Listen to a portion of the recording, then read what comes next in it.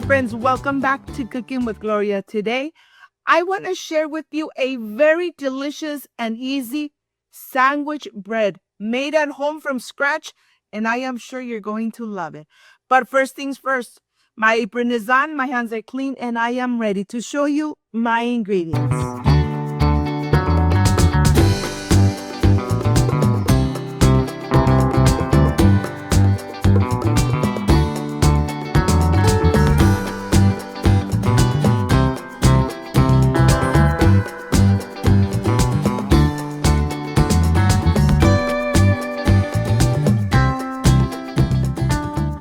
To make this delicious and amazing sandwich bread, I am using my stand mixer with the hook.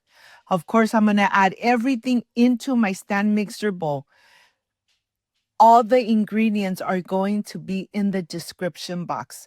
I'm adding warm water, adding my yeast, of course, adding my sugar. You could substitute sugar, honey, agave, you decide. And here I'm going to start adding my oil. You could use oil, you could use coconut oil, vegetable oil, butter, you decide. And of course, right after, I am going to use 6 cups of bread flour. Yes, bread flour, not all-purpose flour. I am using bread flour, 6 cups. This is going to make 2 loaves of sandwich bread. Oh my God, you're really going to love this bread. It comes out so delicious, so moist, perfect to enjoy it at home with your beautiful family. There's no need to go to the supermarket and buy your sandwich bread when you can make it at home. At the end, add your salt, and then you're ready to mix and create magic. I'm going to mix in my stand mixer with the hook attachment for about 8 minutes. Of course, if you're doing it by hand, it's going to take a little longer. But I am privileged to have a stand mixer, so I'm going to use it. And here I am going to put my bowl, start mixing until everything comes together and it forms a ball of dough and nothing is sticking to the walls of the bowl. This is going to take 8 minutes, so put your timer. You could see that it's still nice and messy in there. And then when you're almost going to come to the 8 minutes, you start seeing that it's releasing from the edges of the bowl. While this is mixing, let's prepare our baking dish. I'm going to add vegetable oil on my baking dish with a napkin. I'm going to do the same thing on both baking dish. I'm going to preheat my oven 30 minutes, 350. While the dough is resting in the bins, here in the baking dish, I'm going to turn my oven on to 350 Fahrenheit. So right now, let's check on the dough. It's been 8 minutes. It's not sticky at all. It's a little tacky, but not sticky where it sticks to your fingers. And now let's see how this came out. Look at this. Like I said, it's still a little tacky, but it's not to a point where it's sticking to your fingers or your palms. And here I'm going to divide the dough in half. Once I divide it, I'm going to start with one ball of dough. I'm going to spread it out. I want it as long as the baking dish, making sure that I really spread it out. Once it's nice and spread, I am ready to roll it in. Roll, roll, roll, roll, and then pinch the edges and pinch the center. This side is going to go to the bottom. Look at this. Once you have it like this, we're going to go ahead, put it in the baking dish, press it a little bit, and then just put it aside. I'm going to do the same thing with the other one, with the other ball. I'm going to spread it really good and then roll it in, pinching from the edges and from the center. And then I'm going to put it in my baking dish. Once you put it in your baking dish and you cover it with the tea towel, make sure that you turn your oven on. You're going to let them rest for 30 minutes. Let them rest and bloom. They're going to get double the size. Cover them and turn your oven on 350 Fahrenheit. After the 30 minutes, you're ready to put them in the oven. Remember, they're going to stay in the oven for 30 minutes, 30 to 32 minutes. When you bring them out, be careful. They're going to be really hot. Use one of these so that they start coming to room temperature.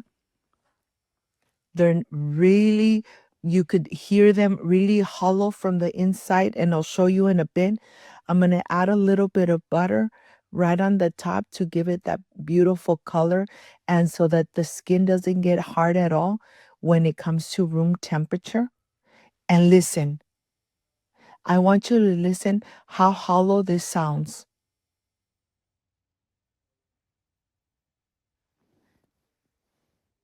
They look amazing. Of course, they're homemade,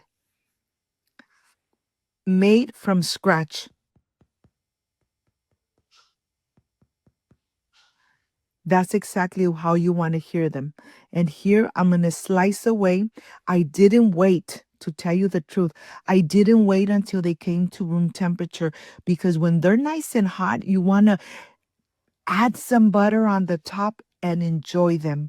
So here I can't wait, my friends. I'm going to add a little bit of butter and I am ready to enjoy. Look at this. Of course, if you want to slice them nice and thin and they look really professional, wait until they come to room temperature and they're no longer warm. And here I'm going to slice one more piece and show you how they look. Like I said, it's still nice and hot.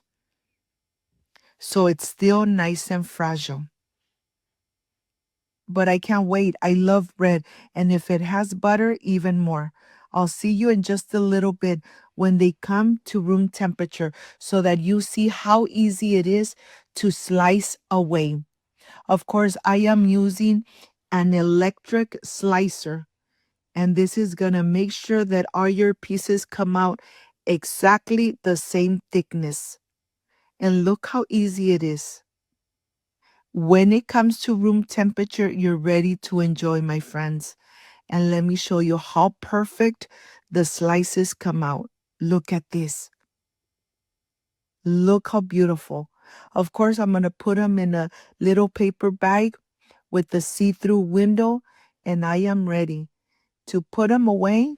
So when my family comes over, all my kids from work, they're ready to enjoy a delicious peanut butter and jelly sandwich or a tuna melt sandwich or even a bacon and tomato sandwich. I'll see you in a bit.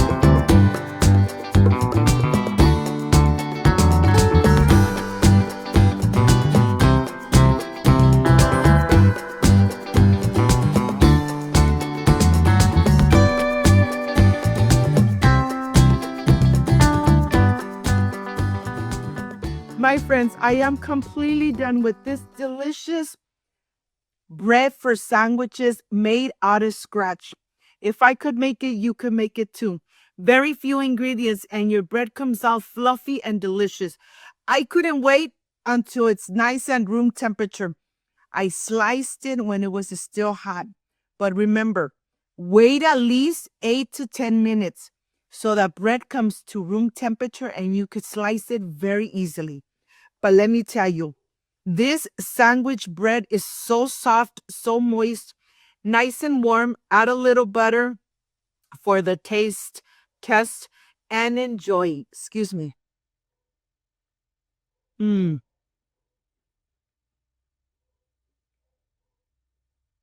so delicious.